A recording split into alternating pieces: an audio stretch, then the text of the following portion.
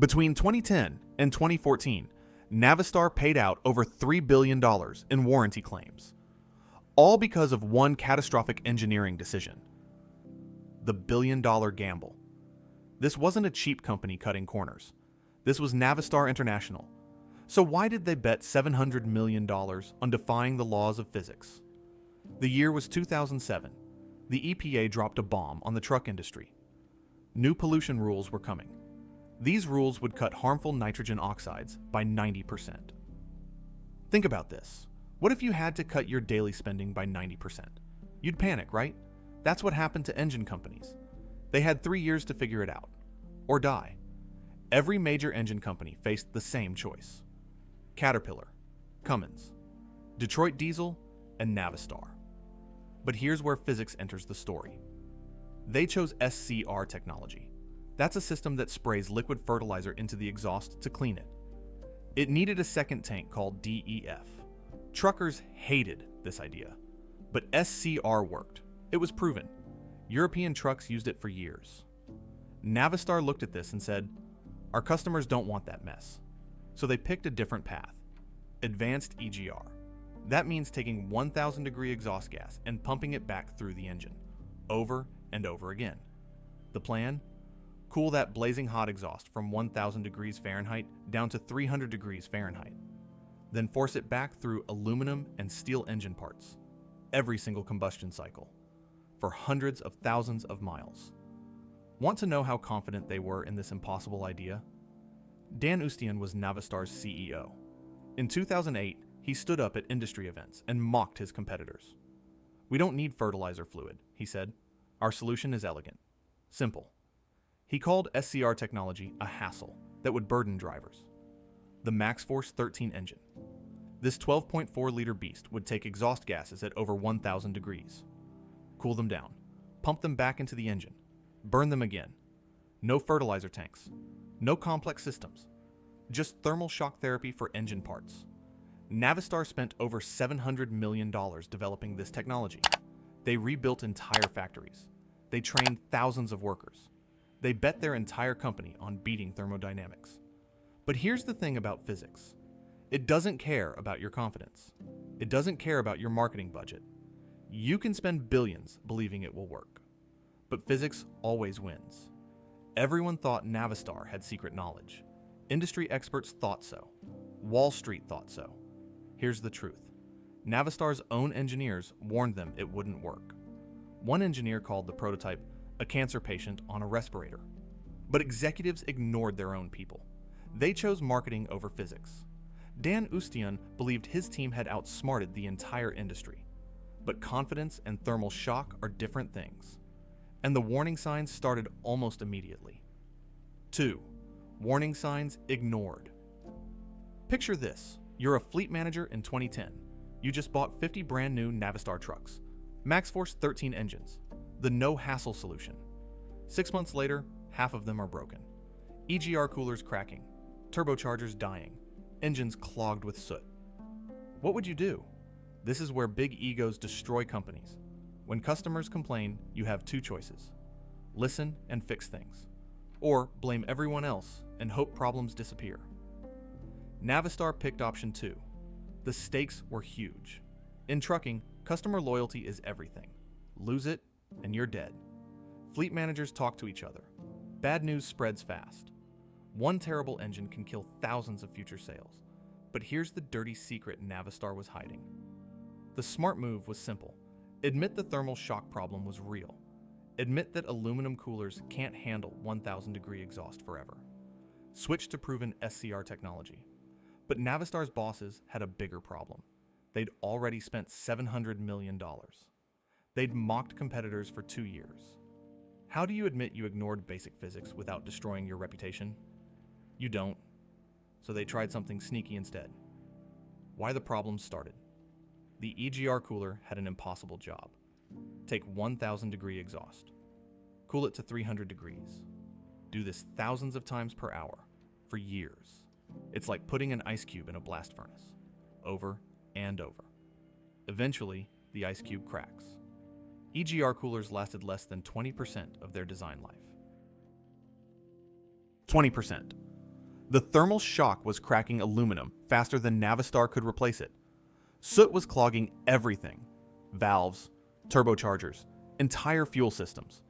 The exhaust recycling created so much dirt that engines choked on their own waste. Here's the sneaky part. Navistar used banked EPA credits to legally sell illegal engines. They'd earned credits from cleaner engines in the past. Now, they were burning through those credits, hoping engineers would fix the physics problem. The credits ran out. The physics problem didn't get fixed. Want to know how desperate this got? Internal warranty costs jumped from the industry standard of 2.5% to over 7% of revenue. It's like a restaurant where 7 out of every 100 customers get food poisoning. You can't stay in business serving poison. While Navistar's marketing kept promising fixes were coming, their own engineers were writing memos saying the physics of the EGR strategy is not sound. The executives weren't just lying to customers. They were ignoring their own physics experts. They had the data. They knew thermal shock would win. But admitting failure meant admitting they'd wasted $700 million on an impossible idea. By 2012, the credit shell game was over. The EPA was asking hard questions, and customers were demanding answers Navistar couldn't give. 3. The reliability crisis unfolds. Now picture yourself as Dan Ustian in late 2012. You're sitting in a boardroom. Customer numbers are terrible. Major fleets are canceling orders. Your biggest customers are switching to competitors. Your phone rings. It's your lawyers. Milan Supply Chain just won a $30.8 million verdict against you. The jury heard something that will haunt you forever. What they heard will end your career. Customer loyalty keeps manufacturers alive. In trucking, it's even more important. A single fleet buys thousands of trucks over 10 years. Lose one major customer, you lose hundreds of millions in sales. Lose several major customers, you're dead. But lose a jury trial where your executives admit they did not test shit, you're worse than dead. You're a criminal. The fix was obvious to everyone except Navistar's bosses. Admit the EGR system didn't work. Say sorry to customers. Switch to the proven technology everyone else used. Yes, it would be expensive. Yes, it would be embarrassing. But it would save the company. Instead, Navistar did something worse than doubling down. They started lying in court. While customers were fleeing, the failures were getting catastrophic. Milan Supply Chain bought 15 trucks. Those 15 trucks required over 100 separate repair visits, 100 repairs for 15 trucks. EGR coolers weren't lasting months. They were lasting weeks. The thermal shock from 1,000-degree exhaust was cracking aluminum faster than dealers could order parts. One fleet reported trucks spending more time in repair bays than on highways. In the Milan Supply Chain trial, former VP of Sales Jim Hebe was put under oath. The question was simple. Did Navistar test the final MaxxForce engines before selling them? His answer destroyed the company. We did not test shit. Not, we tested insufficiently. Not, testing was limited. He said they didn't test anything. Between 2010 and 2014, Navistar paid over $3 billion in warranty claims. $3 billion. But that was just the beginning. The class action lawsuit settlement hit them for another $135 million. The Milan Supply Chain verdict alone was $30.8 million. When the "did not test shit" quote hit the news, Navistar's stock price crashed harder than a MaxxForce EGR cooler in Phoenix summer. Imagine McDonald's admitting they don't test their beef. Except this admission cost jobs, destroyed small trucking companies, and ended careers. Industry experts kept saying, MaxxForce problems were just growing pains. They said all manufacturers face problems with new technology. Here's what those experts missed. These weren't growing pains. This was criminal negligence. While Cummins was running millions of test miles on their SCR engines, Navistar was shipping untested thermal shock experiments to paying customers. 4. The financial collapse. October 26, 2012. A conference room in Washington, D.C., EPA officials on one side, Navistar executives on the other. But in another building, something worse was happening. The Securities and Exchange Commission was building a fraud case. They had internal emails, they had engineering reports, and they had proof that executives lied to investors about engines they knew would fail. When the federal government says your engines are illegal, that's bad. When they say you committed securities fraud, that's career ending. The SEC wasn't just coming after the company, they were coming after individuals. CEO salaries, personal assets, the freedom to ever run a public company again. Dan Ustian was about to learn that lying to Wall Street has consequences. The smart play was obvious. Cooperate with investigators, admit the company made mistakes, pay the fines, and move on. But Ustian had spent 5 years building a house of lies. Admitting fraud now meant admitting criminal behavior. So he chose to fight the SEC, and that fight destroyed what was left of his credibility. Internal emails showed executives knew the engines would fail. They had engineering reports saying the physics of the EGR strategy is not sound. But Ustian kept telling investors that EPA certification was likely. He kept promising fixes that engineers said were impossible. That's securities fraud, lying to investors about material facts. Navistar posted a net loss of $898 million in 2013 alone, almost $900 million in 1 year. Stock price crashed from $35 to under $15. Market share collapsed from 37% to 12%. But the personal consequences were just beginning. The SEC fine was devastating. Navistar paid $7.5 million as a company. But Dan Ustian paid $500,000 personally. More importantly, he was banned from being an officer of any public company ever again. His career was over. Think about this. Ustian spent his entire career climbing to the top of a major corporation. Decades of work. Millions in salary. Then he threw it all away, defending an engine that violated physics. It's like a pilot ignoring the laws of gravity. You can believe in your airplane all you want, but when you hit the ground, gravity wins. Wall Street experts kept saying Navistar was too big to fail. They'd recover from this setback.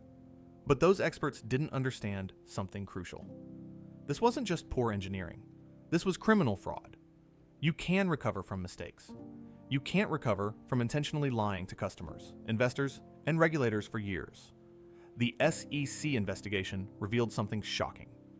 Navistar claimed they'd done 12 million miles of testing on MaxxForce engines. The truth?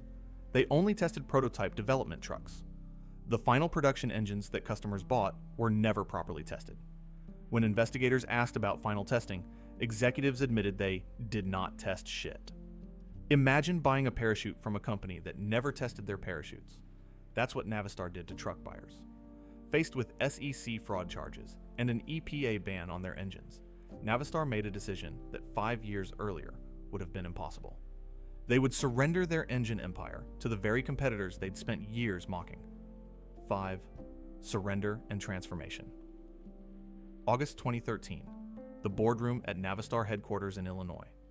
The decision that would end 150 years of American engine independence was about to happen.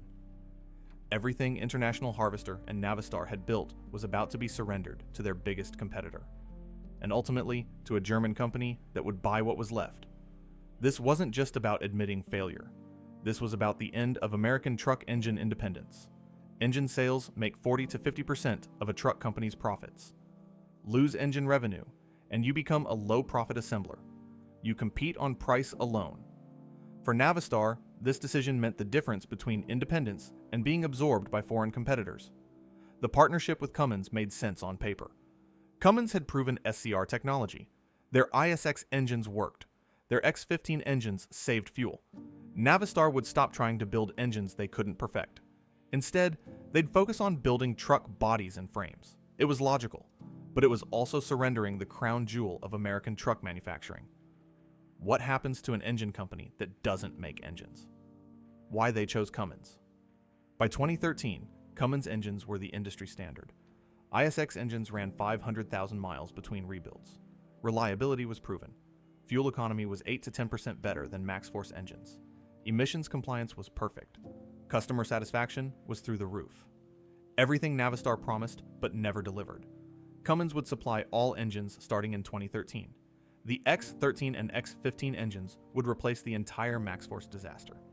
Navistar would shut down engine production at their Melrose Park plant. Thousands of American engine manufacturing jobs vanished. In 2021, Traton, That's Volkswagen's truck division bought Navistar for $3.7 billion. The deal was final. One of America's oldest truck manufacturers was now owned by Germans. Here's what makes this story tragic. The Melrose Park plant has been building engines since 1947. 74 years of American engineering knowledge, gone. It's like burning down MIT's engineering library. You don't just lose books, you lose generations of accumulated wisdom. Industry insiders said the Cummins partnership would make Navistar stronger. They could focus on their core strengths. Here's what those insiders missed. In the truck business, engines are the core strength. Everything else is just assembly work. Navistar hadn't become more focused. They'd become a dependent subsidiary assembling other companies' technology. Tom Wilson worked at Melrose Park for 23 years.